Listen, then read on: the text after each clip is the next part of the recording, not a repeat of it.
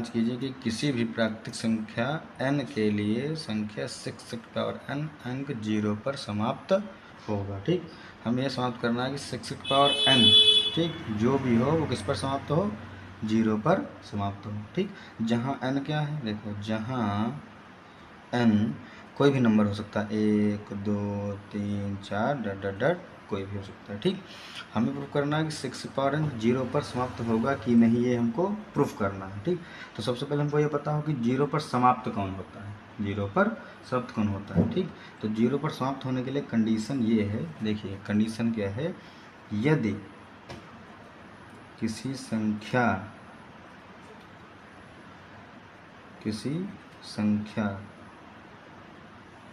के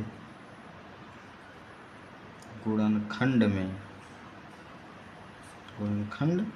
में 5 और गुणे 2, ये 2 आते हैं, 5 गुणे 2, ठीक, 5 दूनी 10 होता है, 5 गुणे 2 हों तो वह संख्या 0 पर समाप्त होगी। बात समझ में आ गई? कौन सी संख्या? जिस संख्या में 5 गुणे 2 के फैक्टर हों वो संख्या 0 पर समाप्त हो, क्योंकि 5 और 2 मिलके क्या बनाते हैं, 10। 10वें अंक का 0 होता है लास्ट का, तो ये देखो 0 पर समाप्त हुआ, तो जिसमें 5 और गुणे 2 होगा वही संख्या 0 पर समाप्त होगी। अच्छा, 6 क्या हमारा 6 पावर n है क्या? 6 पावर n क्या है कि 2 गुणे 3 पावर n है कि नहीं है? 6 क्या लिख सकते हैं, 2 गुणे 3 की पावर n, तो क्या 2 गुणे 3 में भी 0 आएगा? नहीं आएगा। 2 और 3 भाई 6 पावर n का, अब हम n का मान मान लो 1 रखते हैं, n बराबर 1 रखते हैं, तो 2 गुणे 3 की पावर जो 1 रखेंगे तो कितना आएगा भाई, 6 पावर 1 मतलब 6। अगर जो हम 2 गुणे 3 की पावर 2 रखते हैं, ठीक, तो 6 पावर 2 मतलब 36, मतलब 36। तो इसमें कहीं 0 पर समाप्त हो रही नहीं, क्योंकि हर बार क्या आ रहा है, 6 का स्क्वायर 36 होगा। ठीक, तो संख्या कहाँ आ रही, 0 पर कहाँ समाप्त हो रही है, तो लेकिन अतः इसमें लिखा जाएगा अतः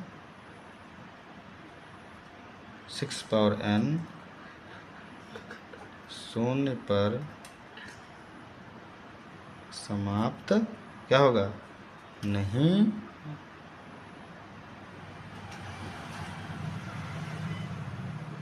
होगा। ठीक, बस। ठीक, तो व्याख्या कीजिए कि 7 गुणे 11 गुणे 13 प्लस 13 तथा 7 गुणे 6 गुणे 5 गुणे 4 गुणे 3 गुणे 2 गुणे 1 प्लस 5 भाज्य संख्या है। तो क्या सिद्ध करना है, भाज्य संख्या है। तो पहले भाज्य संख्याओं की कंडीशन क्या होती है बताइए, भाज्य संख्या क्या होती है, भाज्य संख्या, अरे परिभाषा बताइए, भाज्य संख्याओं की क्या होती है बताइए, भाज्य संख्याओं की क्या परिभाषा है? जो 2 से कट जाए, जो 2 से कट जाए वो सम संख्या होती हैं। भाज्य हम पूछ रहे हैं, भाज्य संख्याएं जो एक से अधिक संख्याओं से कटे, एक से अधिक संख्याओं से या संख्या से कटे, वे संख्याएं जो एक से अधिक संख्याओं से कटती हैं वे भाज्य होती हैं। ठीक, जैसे हमारा 8 है, ठीक, अब 8 क्या है, 2 से भी कट जाएगा, 4 से भी कट जाएगा, 8 से भी कट जाएगा, तो ये हुआ भाज्य। तो क्या हुआ, आज जैसे 12 है, 12 हमारा 2 से भी कट जाएगा, 3 से भी कट जाएगा, 4 से भी कट जाएगा, 6 से भी कट जाएगा, तो वे संख्या जो एक से अधिक संख्याओं से कटें विभाजित हों वो क्या होती हैं, भाज्य संख्या। तो हमको ये प्रूफ करना है कि ये संख्या जो है 7 गुणे 11 गुणे 13 प्लस 13 यह एक से अधिक या 2 से अधिक संख्याओं से विभाजित होगी। ठीक, तो पहले इसको हम हल करते हैं। तो 7 गुणे 11 गुणे 13 इसका जो पूरा आंसर आएगा, 7 गुणे 11 गुणे 13 का गुणनफल आएगा आपका, उसको जब गुणा करेंगे तो आएगा 1001 और प्लस का ये 13, तो टोटल मिल के कितना हो गया, 1014 हो गया, नहीं हो गया, इसके कर लेंगे फैक्टर, 1014 के क्या कर लीजिए फैक्टर करिए। 10 वाली किससे काटेंगे? 2 से काटेंगे, 2 पंचे 10, इतना हो गया। यहाँ पे हो जाएगा 0 और 5 2 सती 14। ठीक, अब तो 2 से तो कटेगा नहीं, अब काटिए इसको 3 से। 3 एक कम 3, यहाँ कितना बचा? 2 बचा, कितना 20 हो गया। 3 6 18 और यहाँ कितना बचा? 2 3 9 27।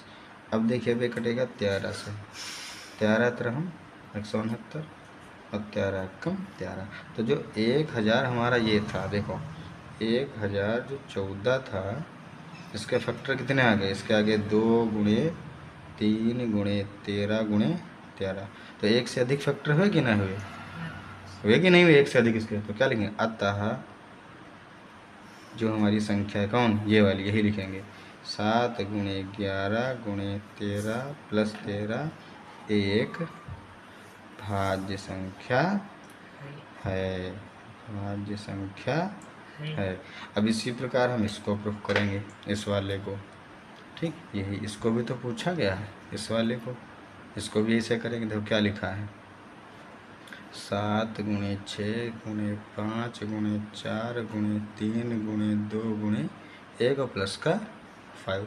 तो इन सब की गुणा करेंगे, कितना आएगा? पहले इसकी गुणा करो। तो इसकी गुणा जब आप करेंगे तो इसकी गुणा आएगी 50। अच्छा देखो 5 दूनी 10 हुआ, 5000। ठीक, 5 इसी प्रकार सबके जो गुणा करेंगे तो 5000 क्या आएगा? 40 और प्लस का 5। टोटल इसका कितना आएगा? 5045 आ गया, नहीं आ गया? अब इसके क्या कर लेंगे? फैक्टर। 5045 के क्या कर लेंगे? फैक्टर। तो ये देखो ना, 2 से कटेगा या 3 से, सीधे किससे कटेगा? 5 से। तो 5 एक कम 5, 0 से उतार लिया, फिर ये कितना हो गया? फिर एक दोनों से काटेंगे तो फिर एक 0 उड़ेगा, 5 9 45। अब 1009 जो क्या है, ये अभाज्य संख्या है, तो ये सिर्फ किससे कटेगी? 1009 से ही कटेगी। 1009 एक कम 1009। तो हमारे फैक्टर क्या आ गया? 5045 के जो फैक्टर है क्या है? एक आया 5, एक आया 1009। तो एक से अधिक फैक्टर है कि नहीं है भाई? एक से अधिक इसके इसलिए ये लिखा। तो क्या लिखेंगे? ये भी एक से अधिक है तो लिखेंगे अतः क्या है संख्या? 7 गुणे 6, हमको तो ये बताना है ना, गुणे 5 गुणे 4 गुणे 3 गुणे 2 गुणे 1 प्लस 1 क्या है? एक भाज्य संख्या है, भाज्य संख्या है। ये हो गया तुम्हारा सिद्ध। ठीक, सवाल नंबर 10, किसी खेल के मैदान के चारों ओर वृत्ताकार पथ है। इस मैदान का एक चक्कर लगाने में सोनिया को 18 मिनट लगते हैं, जबकि इसी मैदान का एक चक्कर लगाने में रवि को 12 मिनट लगते हैं। मान लो कि ये दोनों एक ही स्थान तथा एक ही समय पर चलना प्रारंभ करें, एक ही दिशा में चलते हैं। कितने समय पश्चात वे दोबारा प्रारंभिक स्थान पर? सवाल नंबर 10। ठीक, तो सोनिया द्वारा कितना समय लिया जा रहा है? लिखो, सोनिया द्वारा